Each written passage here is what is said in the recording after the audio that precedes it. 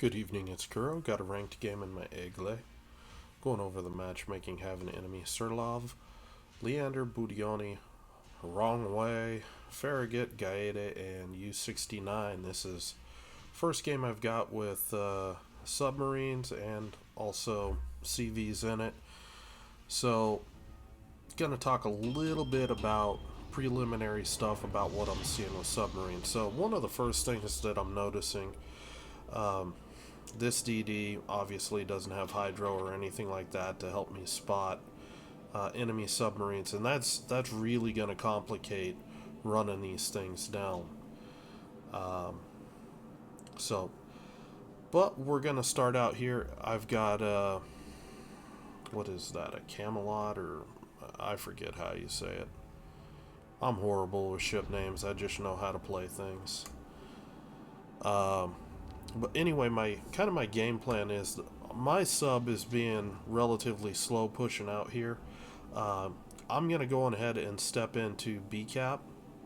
I'm gonna slow up here since we've got planes headed this way, and actually maybe I'm not because he's just kind of flying by.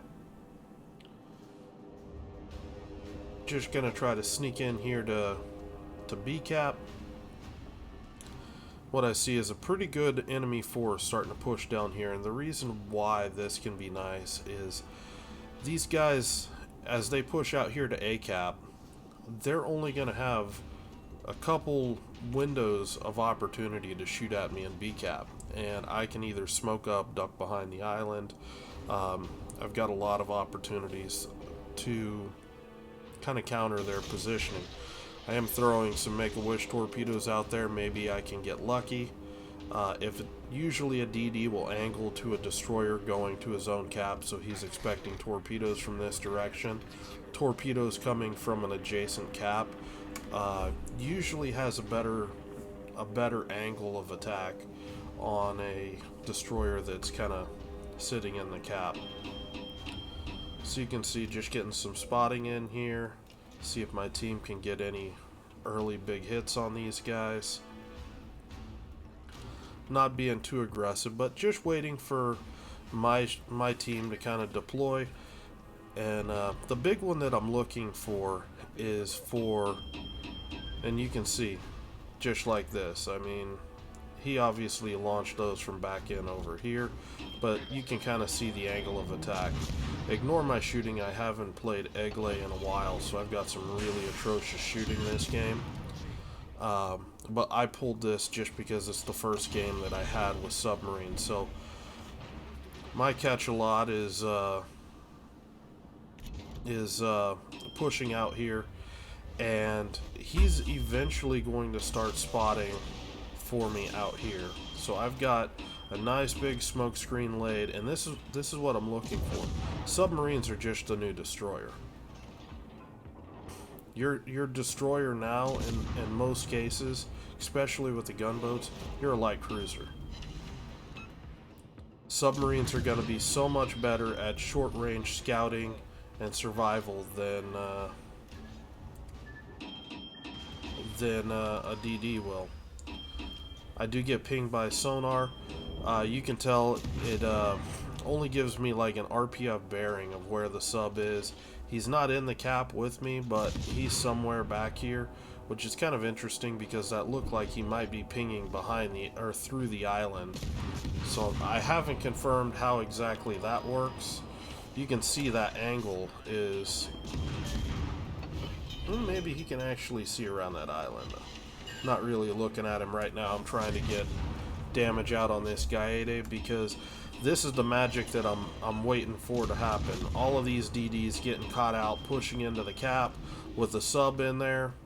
All of these guys are able to provide, my sub's able to provide a lot of the vision. This guy's just getting super aggressive going for my sub. And we're going to try to just finish off all those DDs, and we do end up bagging both the Farragut and the enemy Gaeta. So I've got a T-61 who's kind of trying to run down this sub. Looks like his hydro just ran out because He can no longer... actually, his hydro's up. That's interesting. I thought he would be able to spot that. Maybe the sub's out of his hydro range. Yeah, that's what it's gotta be.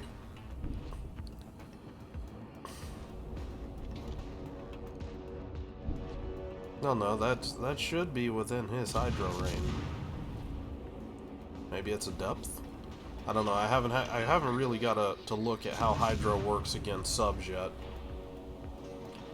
So basically just pushing up here. I am running IFHE on this captain, so it's my Kleber captain, and French HE is really nice with IFHE when you're shooting at cruisers. Now here I am just trying to get off my first depth charge attack. This guy's spotted. I'm slowing down to try to make this turn, and I mean, you can see it just kind of drops off. So I am just going to go ahead and guesstimate. I'm laying this first set just kind of long. Now your speed and course matters because it kind of spreads out the drop. I do get 2 depth charge hits, so I go ahead and I trigger the second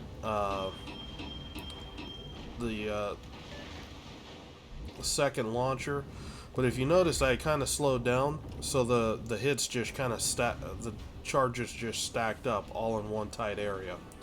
So that's you know, me figuring out that you know, how you're driving, your speed, your course, all of that is going to matter when it comes to dropping depth charges.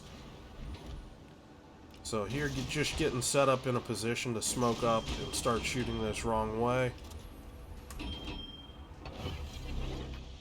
Now I am a little concerned about getting spotted in smoke by this submarine, but decided I'm going to chance it since there's so many things around here that's going to be shooting at this guy.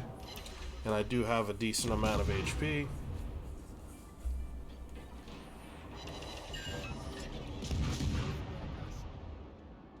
Gonna go ahead, switch to AP on this next one.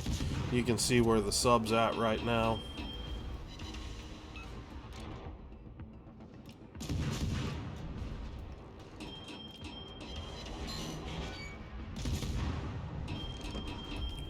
That's a dead wrong way. And now we're just gonna circle down and see what we can do about spotting this sub. Again, just if he doesn't have to surface, it's really going to be difficult for me to sniff this guy out. We do get a spot on him right there. Looks like he is being forced to surface right now. He is relatively low HP, so it's looking good right now.